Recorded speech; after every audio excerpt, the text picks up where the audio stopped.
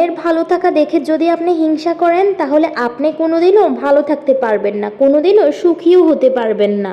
So hello everyone, welcome to my new another blog. সারাদিনের ব্যস্ততম দিনের নতুন একটি ব্লগে আপনাদের সবাইকে স্বাগতম জানাচ্ছি। আশা করছি সবাই অনেক ভালো আছেন, আমিও ভালো আছি। আচ্ছা, এই পৃথিবীতে সবচেয়ে অসুখী মানুষ কারা জানেন? যারা কিনা অন্যের সুখটাই দেখতে পছন্দ করে না। এদের তো এক কথায় অসুখী মানুষই বলা যায়, তাই না? আমি কিন্তু এই পেজটা খুলেছি অনেক শখ করে, কারণ আমি ব্লগ করতে ভালোবাসি আর আমি সারাদিন কি কি করি সেটা ব্লগ আকারে শেয়ার করলে আপনারাও দেখতে পারবেন। ব্লগে কি সব দেখানো যায়? যেটুকু দেখানো সম্ভব সেটুকুই তো আমরা দেখাই, তাই না? এ থেকে অনুপ্রাণিত হয়ে আরো অনেক মানুষ অনেক কাজ করে থাকে। এই পেজে ব্লগ করা নিয়ে অনেকের অনেক ভালোবাসা পেয়েছি, আবার অনেকের অনেক কথাও শুনেছি।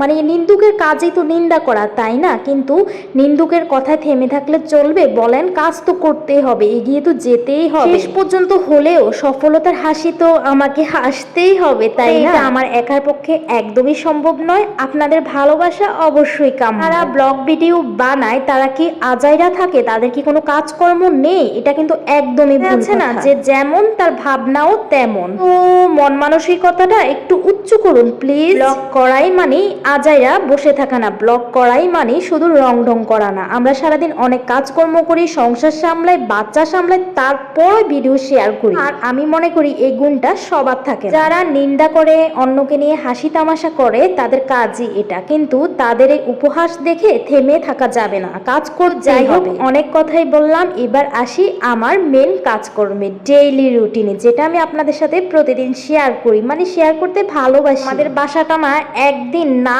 মুছলে অনেক ময়লা হয়ে থাকে, তাই প্রতিদিনই মুছা লাগে। যদি অসুস্থতার বা শরীর খারাপ থাকলে একদিন না মুছি, পরের দিন অনেক ময়লা হয়ে যায়, কারণ চারতলা জানালা দিয়ে অনেক বাতাস আসে, ময়লা আসে, ধুলোবালি আসে। তো স্যাভলন দিয়ে পুরো বাসাটা মুছেছি, কিন্তু বাসাটা মুছতে মুছতে না আমি একদম ক্লান্ত হয়ে গেছি। তারপরও থেমে থাকা তো যাবে না, তাই না? আর এরপরে যে নাস্তা করলাম, ছেলেকেও নাস্তা করিয়েছি। আসলে না ভোর 6টায় ঘুম থেকে উঠছিলাম, তারপর ঘর দুয়ার পরিষ্কার করে রিশানের বাবাকে নাস্তা দিয়ে উনি ডিউটিতে চলে যায়। তারপর আমি শুয়ে একটু রেস্ট করি, কারণ রাতে একদমই ভালোভাবে ঘুম হয়নি।